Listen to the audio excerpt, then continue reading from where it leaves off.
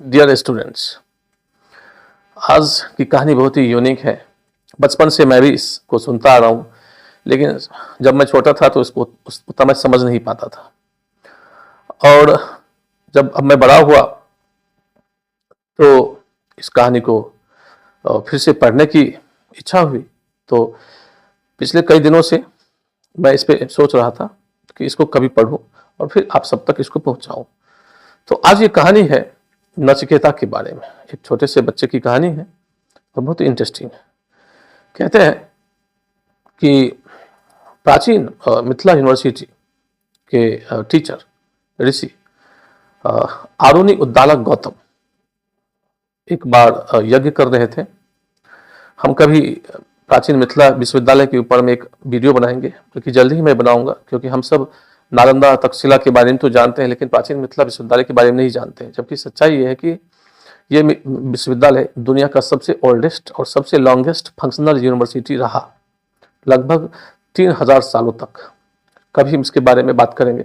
तो अभी हम बात करते हैं बाजस्रवा उद्दालक या आरुणि उद्दालक गौतम और उनके पुत्र नचिकेता। तो कहते हैं एक बार जब उद्दालक यज्ञ कर रहे थे और यज्ञ करने के बाद दान देते हैं देवताओं को के नाम पर में जो है सो चीज़ों को अर्पित करते हैं। तो वो भी जो है सो दान दे रहे थे बहुत सारी चीज़ें। वहीं भी पास में बैठा उनका बेटा जो है नचिकेता, वो ये सब देख रहा था। तो उन्होंने ये नोटिस किया नचिकेता ने कि उनके पिताजी जो भी चीज़ दे रहे हैं वो उसका कोई यूज नहीं है। जैसे गाय है तो गाय बहुत बूढ़ी हो चुकी है, दूध नहीं दे रही है, अब वो मरने वाली है, और इस तरह की चीज़ों को वो दान दे रहे हैं। तो इससे उनको क्या मिलेगा, क्या फल मिलेगा? इससे तो देवता प्रसन्न होंगे नहीं, बल्कि यज्ञ में तो सबसे अपना जो सबसे प्यारा चीज़ है उसको दान में दिया जाना चाहिए। तो उन्होंने अपने पिताजी को टोका कि पिताजी, मैं तो आपका सबसे प्यारा वस्तु हूँ, तो आप मुझे किसको देंगे? तो उन्होंने इस बात को अनसुना कर दिया और अपने काम में लगे रहे। फिर दोबारा नचिकेता ने पूछा कि पिताजी, आप मुझे किसको देंगे? इस बार भी उन्होंने इग्नोर कर दिया। तीसरी बार फिर से नचिकेता ने पूछा कि मैं आपका सबसे प्यारा वस्तु हूं, चीज हूं, तो आप मुझे किसको देंगे? इस बार उनके पिताजी को क्रोध आ गया और उन्होंने कह दिया कि जाओ, मैं तुम्हें मृत्यु के देवता यमराज को देता हूं। नचिकेता की मृत्यु तो नहीं हुई, लेकिन यह बात सुनते ही नचिकेता चले गए यमराज के पास। कहते जब वो यमराज के पास गए तो उन्होंने देखा कि जो यमलोक है उसका दरवाजा बंद है, क्योंकि यमराज कहीं गए हुए थे।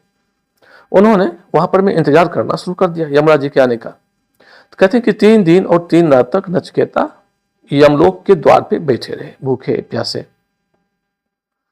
3 दिन के बाद जब यमराज वापस लौटे और उन्होंने देखा कि उनके द्वार पर में एक छोटा सा बच्चा 3 दिन से भूखा और प्यासा बैठा हुआ उनका इंतजार कर रहा है, तो इस बात से उनके मन में जो है सो बहुत ज्यादा, कहते ना, जो उनको बहुत ही खराब लगा, बहुत बुरा लगा, और उन पे उनको काफी दया आ गई नचिकेता के ऊपर में। ठीक है, उन्होंने सॉरी, जो कहते हैं एक तरह से बच्चे से क्षमा भी मांगी और उनसे नचिकेता से कहा कि मैं तुमसे परेशान हूं, तुम कोई 3 वरदान मांगो।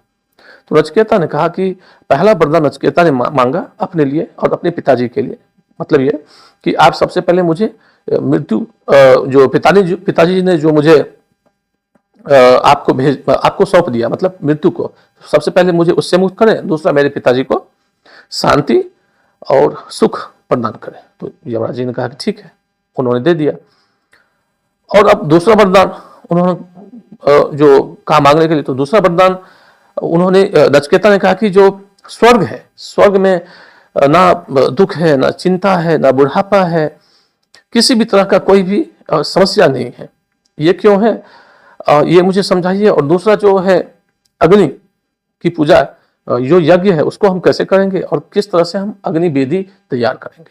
यमराज ने कहा कि ठीक है, हम तुम्हें ये भी समझाते हैं। और उन्होंने उस समय उनको ये बताया कि यज्ञ कैसे किया जाता है, यज्ञ वेदी का जो ईंट है उसको कैसे सजाया जाता है, किस तरह से मंत्रोच्चारण किया जाता है और किस तरह से फायर सैक्रिफाइस किया जाता है। नचिकेता सब कुछ ध्यान से देख रहे थे, सुन रहे थे और सब कुछ याद कर लिया उन्होंने उसी समय।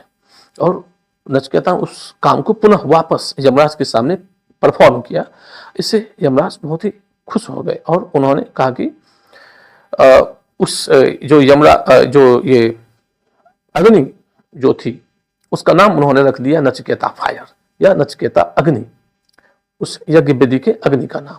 और फिर उन्होंने समझाया कि जो अपने माता पिता और अपने गुरु का आदर करता है, जो अपने पढ़ाई में मन लगाता है, मतलब जो ज्ञान की हमेशा खोज में रहता है, जो अपना काम ईमानदारी से करता है और जो दान देता है, दीन दुखियों की जो सेवा करता है, मदद करता है, वो अभयता को प्राप्त करता है, वह जो है सो आनंद को प्राप्त करता है। अब एक तीसरा प्रश्न या तीसरा वरदान जब नचिकेता ने पूछा, यमराज ने कहा कि अब तीसरा वरदान मांगो, तो नचिकेता जी ने कहा कि आप मुझे ये समझाइए कि मृत्यु के बाद इंसान, मृत्यु के बाद क्या होता है? क्या मृत्यु के बाद शरीर के मरण के बाद क्या कुछ भी ऐसी चीज है जो कि जीवित रहती है, जो कभी जिसका नाश नहीं होता है? तो इसके बारे में हमें बताइए। यमराज जी इस प्रश्न का उत्तर देने से मतलब वो हिचक रहे थे।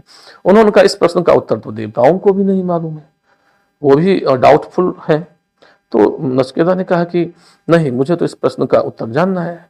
तो यमराज जी ने कहा कि तुम कुछ और मांग लो, रुपया पैसा धन दौलत बोलो तो मैं तुम्हें राजा बना दूं पूरे पृथ्वी का या किसी भी प्लैनेट का, तुम जो बोलो हम वो तुमको देने के लिए तैयार है, लेकिन इस प्रश्न का उत्तर तुम मत मांगो।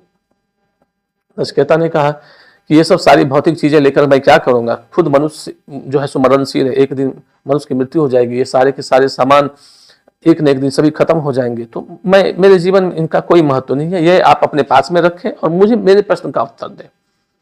अब यमराज को जो है सो उन्होंने इस नचिकेता की बात उनको माननी पड़ी। अब उन्होंने इसका आंसर इस तरह से दिया। सबसे पहले उन्होंने कहा कि प्रिय, श्रेय और प्रिय, श्रेय का मतलब गुड और प्रिय का मतलब डियर। उन्होंने सबसे पहले इसका अंतर समझाया कि मनुष्य को किस तरह से जो चीज हमें प्यारी लगती है, प्यारी किसको लगती है? हमारे पास तो सेंसेस है, इंद्रियां हैं, तो हमें कुछ खाने में अच्छा लगता है, कुछ पहनने में अच्छा लगता है, कुछ भी करने में अच्छा लगता है, हमें उसके पीछे जाना चाहिए, या जो गुडनेस है, जो अच्छाई है, हमें हर उस अच्छे काम को करना चाहिए, अच्छी बात कहनी चाहिए, अच्छा सोचना चाहिए, अच्छे विचार होने चाहिए। इसके बारे में जो मनुष्य अंतर कर पाता है, क्योंकि हमारे पास दोनों ही चीजें अवेलेबल हैं, हम हमेशा प्रिय चीज के पीछे भागते हैं, गुड चीज के पीछे हम नहीं भागते हैं। लेकिन जो ज्ञानी मनुष्य होते हैं वो प्रिय चीज के पीछे नहीं भाग करके जो गुडनेस है, जो श्रेय है, जो अच्छा है, उसके पीछे वो जाते हैं।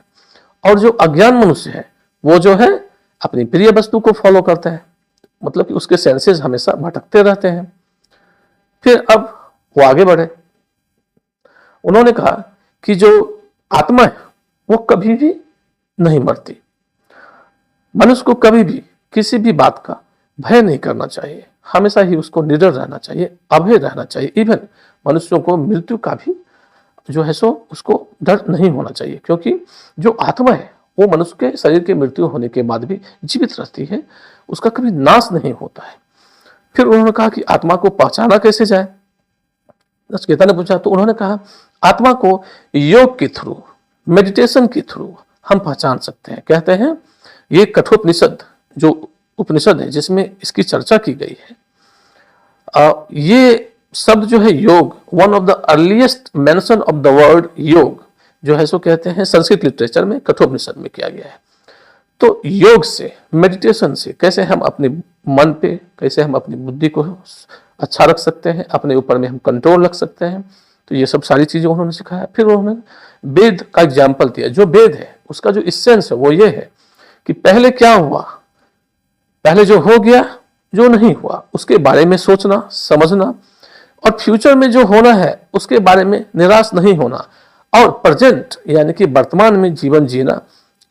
जिसको आता है वही सफल है और वही जो है सो उत्तम आनंद की प्राप्ति कर सकेगा। इसके अलावा फिर उन्होंने कहा कि जो एक एग्जाम्पल दिया उन्होंने रथ का, कि जैसे रथ है तो हमारा शरीर एक रथ है, ठीक है, हमारी आत्मा जो है उस रथ में बैठा हुआ है, शरीर रूपी जो हमारा ये रथ है इसमें आत्मा बैठा हुआ है, जो राइडर है, जो रथ को चला रहा है, जो रथ में विराजमान है। जो हमारी बुद्धि और जो मन है, बुद्धि सारथी है और मन जो है उसका लगाम है, और जो घोड़े हैं वो हमारी इंद्रियां हैं, सेंसेस हैं, और जिस रास्ते पे वो घोड़े चल रहे हैं वो हमारे सेंसेस की वस्तु है। मतलब हम खाने पीने की जो भी चीजें होती है, पहनने की, देखने की, तो वो सब सारी चीजें जो है सो हम उसके पीछे भागते हैं। तो घोड़ा जो है यानी कि हमारा सेंसेस उसके पीछे भागता है। तो उन्होंने कहा कि जो मन और बुद्धि से अपने शरीर के ऊपर में नियंत्रण रखता है, अपनी इंद्रियों को अपने बस में रखता है, अपने ऊपर में कंट्रोल है, जिसका सेल्फ कंट्रोल है, वह मनुष्य जो है सो आनंदित रहता है। इसके अलावा उन्होंने कहा कि जो सेल्फ है, मतलब इंडिविजुअल सोल, सेल्फ, और ये जो पूरा का पूरा यूनिवर्स है, इसमें जितने भी सोल है, मतलब हर मनुष्य, वो सभी एक ही है। सभी यूनिवर्सल सेल्फ और सेल्फ वो एक ही है, वो अलग अलग नहीं है। तो हम सबको अपना ही समझें। और इसके अलावा उन्होंने जो कहा कि जो भी मनुष्य अपनी इंद्रियों को अपने वश में रख करके स्थिर होकर के, चाहे परिस्थिति कैसा भी, भले हमारा कोई मजाक उड़ाए, भले ही हमारा कोई अपमान करे, भले ही कोई हमारा तिरस्कार करे, या भले ही कोई हमारा प्रशंसा करे, ऐसी परिस्थिति में भी अगर हम निडर मतलब विचलित नहीं होते हैं, स्थिर रहते हैं, अपने ऊपर में शांति बनाए रखते हैं, मन को अपने जो है सो अपने मन के ऊपर में पूरा नियंत्रण रखते हैं, और अपने इंद्रियों के पीछे अगर हम नहीं भागते हैं, तो हमें उत्तम लोक की प्राप्ति होती है। और ऐसे ही मनुष्य जो है सो आनंद, ब्लिस को प्राप्त करता है, जो भगवान विष्णु का जो एक फॉर्म है, bliss is considered the ultimate form of Lord Shiva and Lord Vishnu, उसको प्राप्त करता है। तो यमराज ने नचिकेता को यह शिक्षा दी, और इसमें जो छुपा हुआ है वो यही है कि माता पिता गुरु और अपना कर्म, अपनी ज्ञान और अपने ऊपर में नियंत्रण, और वर्तमान जीवन में जीना बिना किसी चिंता के, बिना किसी भय के, अपने ऊपर में नियंत्रण रखते हुए अपने जीवन को अच्छे से जीना ही जो है हमें सदगति और आनंद दे सकता है, ब्लिस दे सकता है, परमानेंट ब्लिस, और हमें जीवन और मृत्यु के बंधनों से छुटकारा दे सकता है। तो ये स्टोरी थी नचिकेता की। बच्चों, आप लोग इसको अच्छे से जो है सो आत्मसात करिएगा, और अपने कर्म को, जो भी आपका कर्म है, उसको मन लगा के करते रहे। ठीक है, तो मिलते हैं अगले वीडियो में।